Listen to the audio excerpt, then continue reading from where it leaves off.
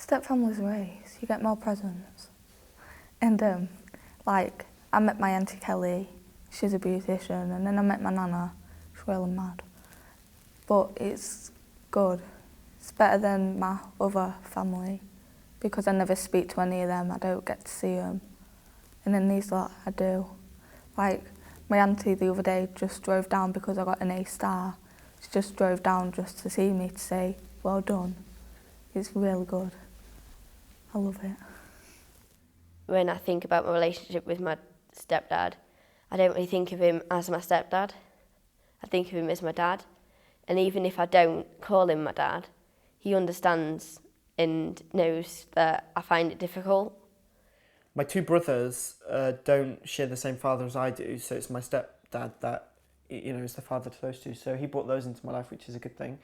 But at first, I think there's a very territorial issue because when my dad left, I was the only male in the house.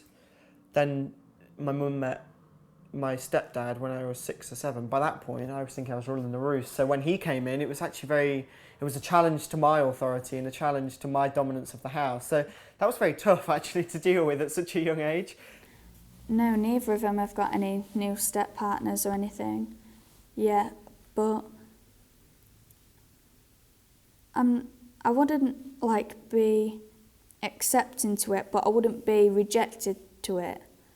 Like, if I knew it was definitely over, there was a divorce, that was it, not speaking still, I'd be a little more open, still cautious, because I'd hate to go through it again. My stepdad was an influence on my life. He was quite supportive, but then when that broke down, it was just a repeat of what happened the first time. So, you know, sometimes these things come back twice and repeat and hit you twice in the face. My stepmom, well, not soon to be my stepmom, I don't know if they're going to get married. I think they kind of feel it's more romantic staying as fiance, but it's nice. I get that kind of extra person, but she's not really involved with parenting very much. She kind of stays as the auntie almost, but she brings that cool kind of, buys us nice presents and that kind of stuff. And she's quite young, so she knows good music and stuff. My mum's new boyfriend is like a taxi driver. He like drives me everywhere, and then like they've been together for like nearly 2 years now. And like if I need like any questions answering for my coursework, he can help me because my mum's not that good at stuff like that. But he always helps me with all my coursework and stuff. My dad would never have a chance of getting a girlfriend, so I don't care about that. But I wouldn't really like my mum to get a boyfriend because he wouldn't be my dad, so I wouldn't like him. So, and I wouldn't like him buying me stuff, like trying to get my appreciation, because then that would just be weird and think that he's giving it to me out of pity. And I just wouldn't be able to ever call the person dad. There was one girl he was dating, and she was like 48, she could do the splits. So I liked her. And then they just like, then they argued. So then they split up, and now he's got his new girlfriend, but she's not got one bad bone in her body. I was like scared that she was going to be one of them women where he popped out to the shop or something and she'd like start having a go at us all, or she'd hit us or something, because you get people like that. But she's not. She's really nice. He came back in half term. I knew that it was coming back, so me being at the time like, yeah, I still want to give him a chance, I'm excited. And then he comes back with his girlfriend.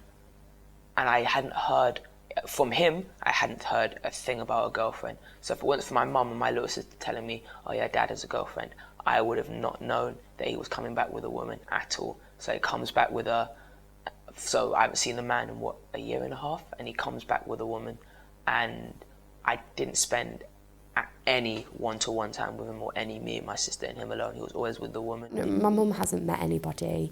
My dad, from what I last heard from him, he was planning on getting married to this person that he'd brought over from America. Doesn't really bother me. obviously if they've done that, they've done it without me being there, and if he can do that without me being there, he doesn't really care.